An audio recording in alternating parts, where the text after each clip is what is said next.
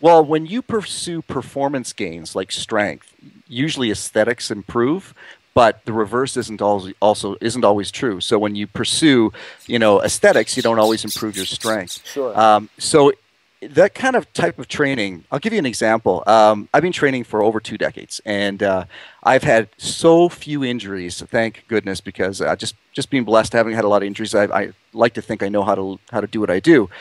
However, few years back, okay, when the whole P90X craze came on, I sustained the worst injury of my life. And it was because I was doing jumping and Yeah. plyometrics. And plyometrics, people don't realize, but plyometrics are not for everybody, okay?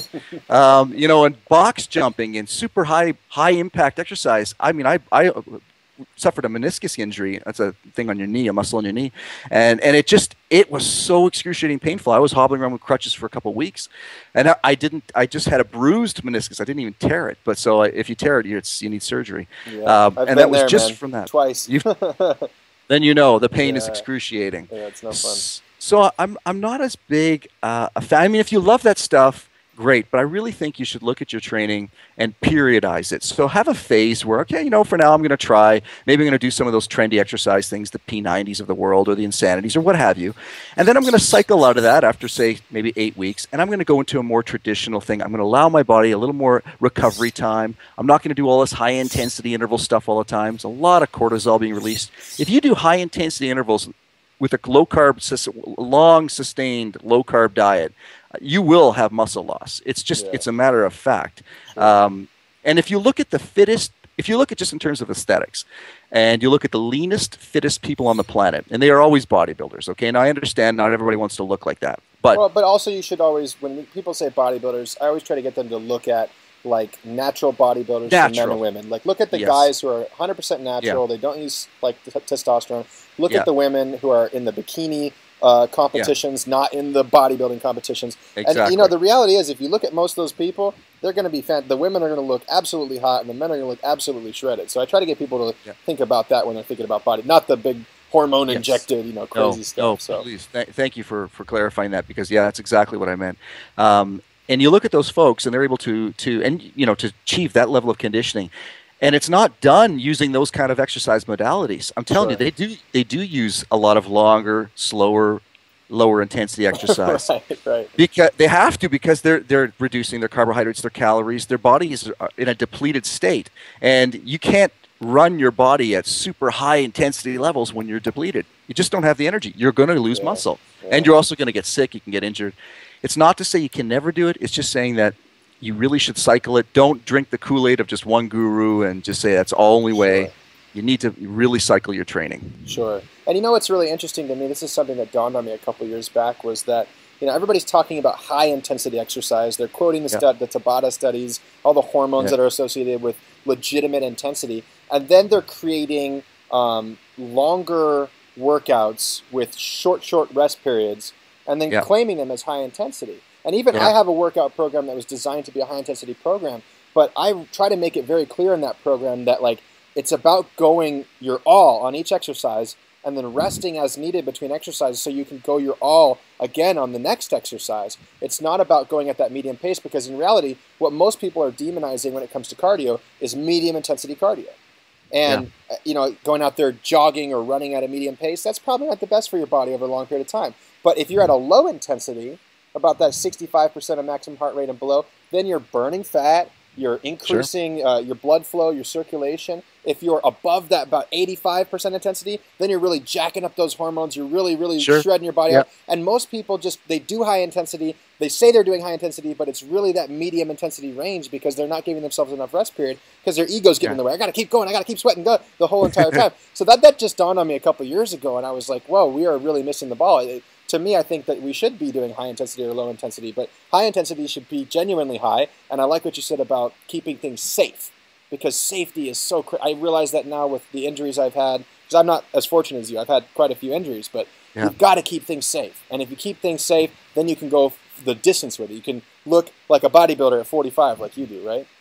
Yeah, yes, you can. And you're mentioning low intensity cardio, and I was just thinking to myself that I think you could cure I mean, literally cure the obesity problem in two steps. And basically, number one is you would eliminate, you get rid of all that refined sugar, that Sure. people are pumping in their bodies all the time from a Yeah. nutritional standpoint. And number two, you just start walking. That's it. Walking. That's Oh it. man, I Everyone's got love to it. park at the back of the parking lot, and you got to walk, or you can't. I tell you even better, you can't drive any for a week. You Everybody's got can't to drive. walk.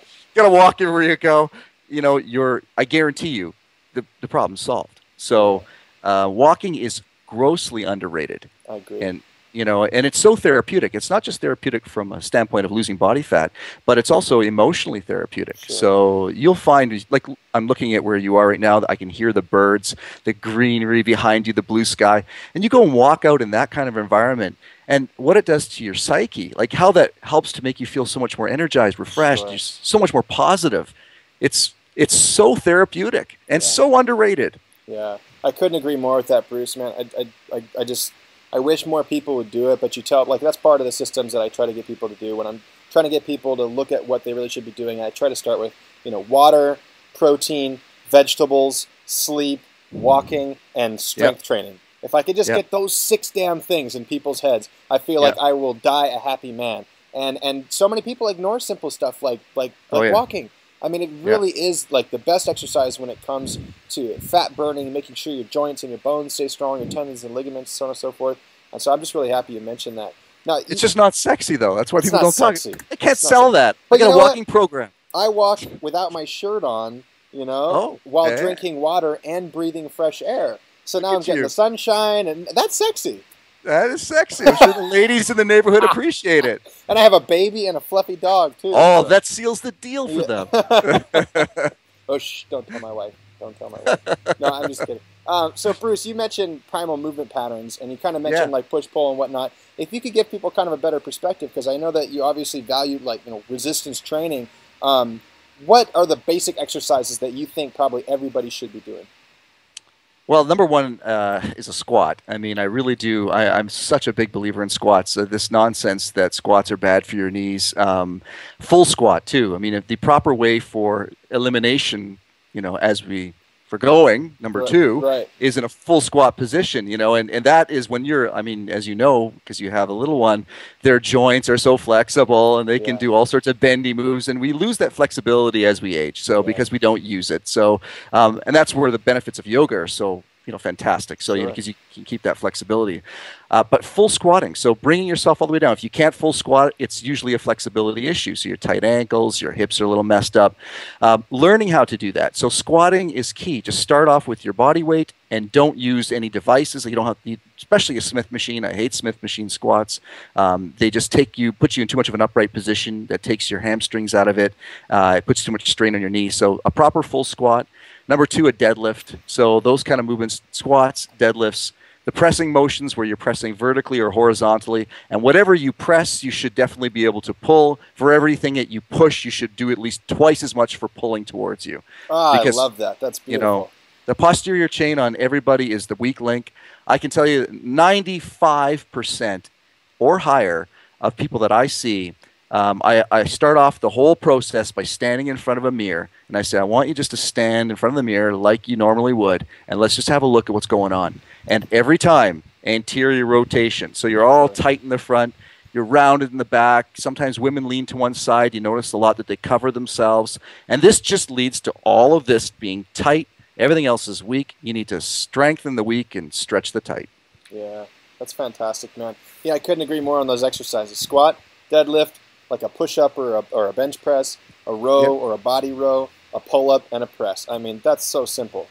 You don't need a lot more than that, really. It's so simple. And you can get sexy, too. If you want to get crazy with stuff, do some different types of push-ups or handstand push-ups or different types Sure. of pull-ups or climb a rope. It's all the same movement pattern, right? It's all the same. When you break it down, it is all the same movement pattern. It Right. is. It's just packaged a bit different. And once you get really proficient at those, of course, you can focus on targeting specific areas and bringing out the details. But in the beginning, you have to nail that stuff. Yeah. There's no sense in moving on until you've got that down pat. Yeah, I couldn't agree more. Now, you just mentioned something really valuable that I want to talk about before we end this call, and that is training your body parts to kind of really bring out the better stuff or Yeah. take away the bad stuff. And something Yeah. you've kind of been well known for is called trouble spot training. Can you tell us kind of like what's your theory on all this stuff? Because I know a lot of people out there hear this where they're like, oh, so and so said, or this magazine said, like you Yeah, can't get rid of your trouble spots, or you can. It's a lot of confusing stuff out there. But there you're is. somewhat of an expert on it. I know you're writing a book on it right now, and you have a course on it as well. So tell us a Yeah. little bit about trouble spot training. Well, first of all, there's two facets to it. There's the fat loss facet, and then there's the muscle building facet. Now, Sure. from a fat loss standpoint, if fat loss is by and large systemic, so that means it will come off your body where your genetics dictate, despite what you'll read on the internet, and that's determined on a location of certain receptors called alpha and beta receptors. These are called adrenal receptors. They're all over your body. One receptor tells your body to store fat. The other one tells your body to release fat, and you can manipulate their action through your diet. Okay, so basically, in a nutshell, you need a lower carb diet to help facilitate faster fat loss because insulin it impedes this release. That being said, while fat loss is by and large systemic, so when you exercise, adrenaline pumps up, it releases fat from different cells based upon what I just talked about into the bloodstream, it's burned. But once you lose the body fat, muscle building is not necessarily systemic. You can absolutely change and target one body part, one body part, listening to my babies too much, one body part preferentially over another. So it's very possible to sculpt your ideal body shape. You need more glutes, you can do that. You don't have to build up your arms to build your glutes. If you need more arms, great. You don't need a bigger butt. We can just build your arms and not build your butt. Like there's a lot of different ways that you can sculpt your body using weight training and using different techniques. So trouble spot training is really all about that. It's about losing the fat using these different approaches to help get the fat off and then rebuilding yourself in the shape that you want. Yeah. So that's probably in a nutshell. That's really interesting. I want to bring it back to the muscle stuff in a second, but I want to talk about the fat for a second because Yeah. I have heard a lot of different things, and it is kind of hard to say. I completely agree that most of fat loss is going to happen systemically. What's your take on different hormones being prevalent in the body causing different storage of fat in areas? They have people talking about Yep. estrogen being more on the thighs and the butt, a little bit Yep. higher of insulin, and cortisol being more Sure. around the waist and the love handles. Can you tell Yep. us something about that?